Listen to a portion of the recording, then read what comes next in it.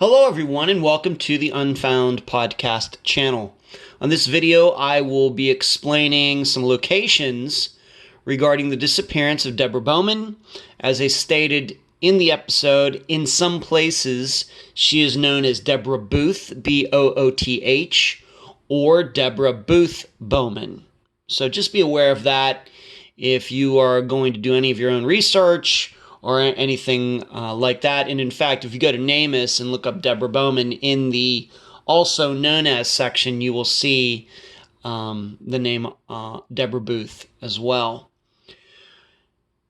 What you're looking at here is a picture of an area that is very close to me, and I'm going to show how close it is to where I live now very shortly. But up here at New York Street, right here where this red dot is where she was living. It's where she was living with Betty McVeigh and some of Betty's other family members in a house right here. Right down here, at the bottom of the screen, is the Largo Medical Center where she went to get medicine, to get her back looked at on the night that she disappeared. We're still not sure exactly what those back problems were, but that's why she wanted to go to the hospital. And so Betty was up here with Debra. They drove right down here to the medical center. Then I guess Betty went home, and then a few hours later, Debra called to be picked up. Betty went right back down there, and Debra wasn't there, and that's how this disappearance got started. You will notice right here in this section of the screen, it shows that the distance from New York Street to the Largo Medical Center is 1.6 miles, and it's a 5-minute drive, at least right now. There are, I think, some stoplights in here. But if someone were to walk it, it would be, of course, the same distance, but 31 minutes, once again, right there at the bottom of the screen. And there's some, as you can see, there are a couple alternate routes, or routes, however you want to pronounce it, that Debra could have taken if she, for some reason, decided that she chose to walk home, even though she called Betty. I'm just going to switch it back over to the car view. I want you to know that I've walked at least a part of the way here. I parked down here near the Largo Medical Center and then walked up this way. I have to tell you, not much to see. Really, I think I can say pretty assuredly if Debra had collapsed or something like that, going up, trying to walk home, that her body would have been quickly discovered. And as you know in the episode, if you've already listened to it, you know that I talked about the disappearance of Shane Fell. Very similar disappearance in that he called his brother to come pick him up, and then Shane wasn't there. And then in the same situation with Crystal Morrison, where she called to be picked up because she got sick at work, and when her ride showed up, she wasn't there. Of course, we know what happened to Crystal Morrison. We still don't know what happened to Shane Fell.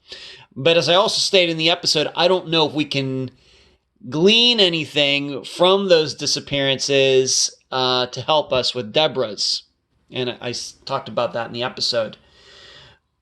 One of the big issues is that, at least, by looking at this map, is that both in Shane and Crystal's disappearances, the people who were going to pick them up, it was a little bit of a ride, 20 minutes, 15, 20 minutes to a half hour, somewhere in there between both of them. It was not 4 or 5 minutes, if we are to believe that Betty was at home when she got called, and I'm taking for granted that she was. She didn't say otherwise.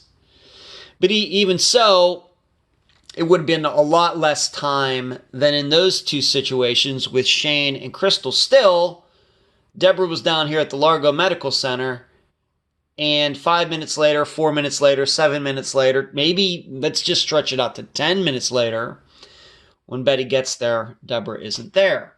I think something else we have to remember about, I'm just going to move that up a little bit, that the average human walks about 3 to 4 miles an hour. Now, given that Debra was having some back problems, I'm going to go on the low side of that and say 3 miles an hour. So if, let's just say it took Betty 10 minutes to get it down here and Debra started walking, she would have only been like a third of a mile away or something like that if you do all the math regarding that. She couldn't have been, if she started walking right after she called Betty and it took Betty 10 minutes, Debra would still not be very far away from the medical center. The problem is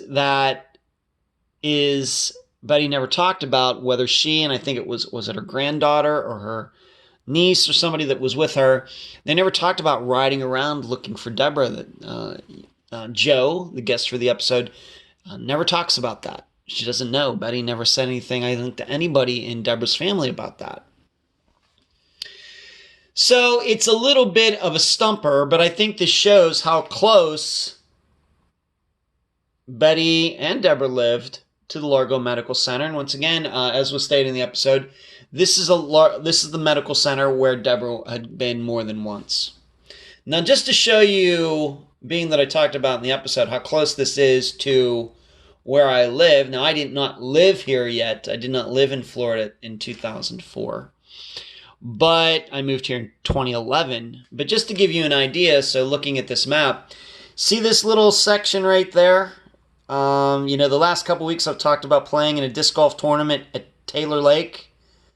That's Taylor Lake right there. Let me zoom that in.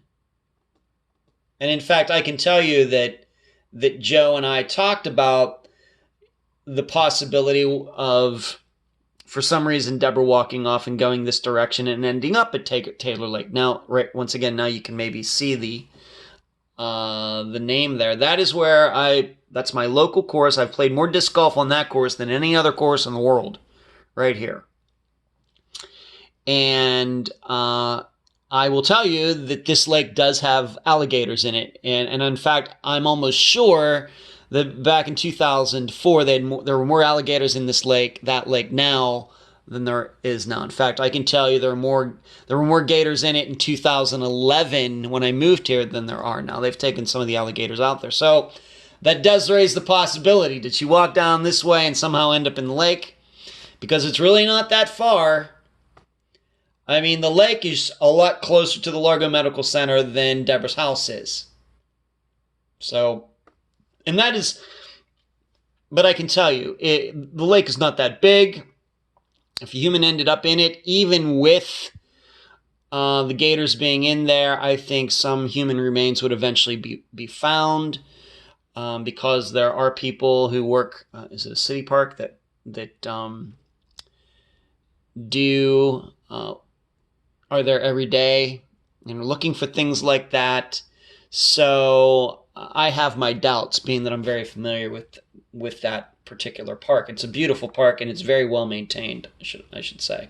Now, where I live from all this? I live right about where it says Sand Key Club. I live right about there. So I go down this way and across here all the time. In fact, just today, I went right by it. What kind of neighborhood is it? Not the best, not the worst. Somewhere very, very middle class. We have to remember this is a city. Pinellas County is pretty much a city. So anytime you're going to be doing any walking at night anywhere, I think that you have to be aware of your surroundings no matter where you are. But this disappearance is very much unlike Crystal Morrison's, in that Crystal, where she disappeared, there were a lot of woods and private property, large private property with forests and trees and everything off the road, and that's one of the reasons she wasn't discovered for so long. This is not the situation in this area at all. At all. So that's why I'm not sure that Debra's disappearance can be compared to Crystal's. They both seem to have issues going on, but other than that, I'm not sure that the disappearances are similar. Otherwise, even though they both left after calling people to pick them up. And same way with Shane Fell, he disappeared right next to the Mississippi River.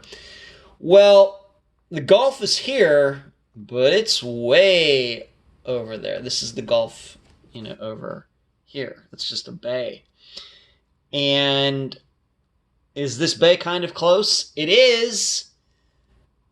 But I tend to think, as much as many boats as I see, and jet skis and everything else that I see in this bay, her body would have been found if she went into the bay as well.